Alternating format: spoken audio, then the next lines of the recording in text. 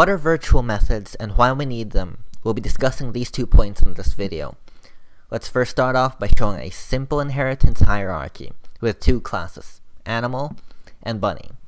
Class animal is the base class and it simply has one single public method, move, which outputs the string moving. Class bunny inherits from class animal and overrides the move method to output a different message.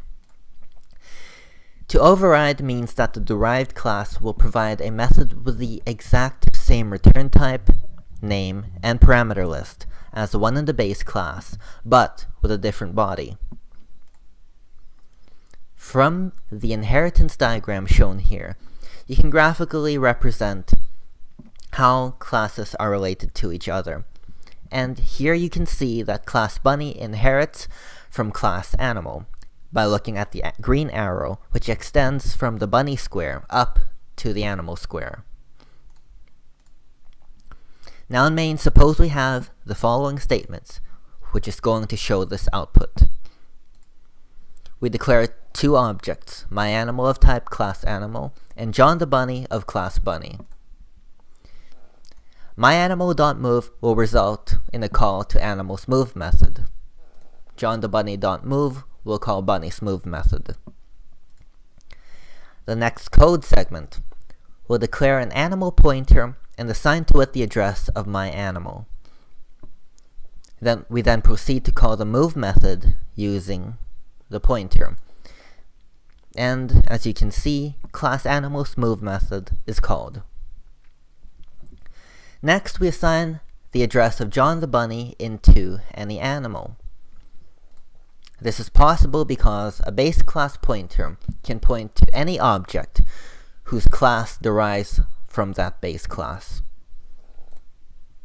We try to call the move method now using any animal, but something wrong happens.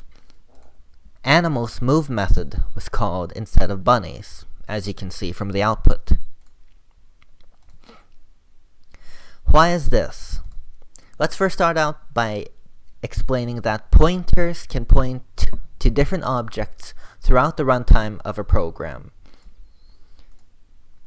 In this code segment, we're declaring an animal pointer, and we've added an if-else-if chain.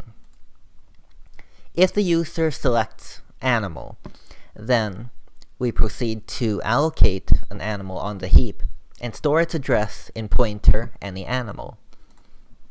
If the user types in bunny, then any animal will point to a new bunny. Lastly, we call the move method. So here's the question. How can the compiler determine ahead what object the user wants created and write the code to call the correct move method? The answer is it can't. The compiler can't look into the future and see what the user is going to choose and then generate the correct code to call the correct move method. So, because of this inability, the compiler instead does something else to provide a reasonable output. It uses the type of the pointer to determine which method version to call. From here you can see that a pointer any animal is of type animal pointer. So, what the compiler does is, it generates a call to class animal's move method.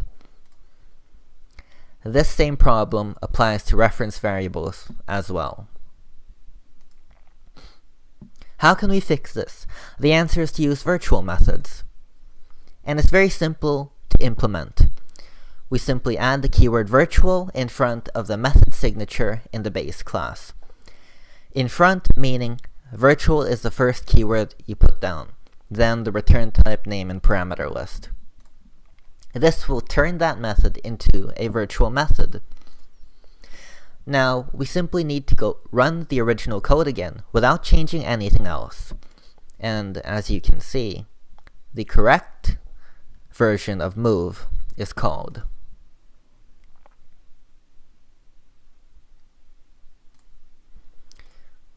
So here's some questions.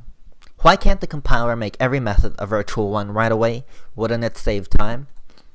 The answer is calling virtual methods is very expensive, both in terms of memory and processing time. So C++ gives you that power to determine which methods need to be virtual and which methods don't need to be virtual. This allows you to save memory and processing speed during runtime execution. How do virtual methods work? I'm not going to show it in this video or discuss it, but do a quick search on the internet for virtual method tables. You'll get a huge piece of the puzzle into how they work. Is that it for virtual methods? This video only showed the fundamental concepts behind them. There's always more to the topic, and I strongly recommend researching on your own time.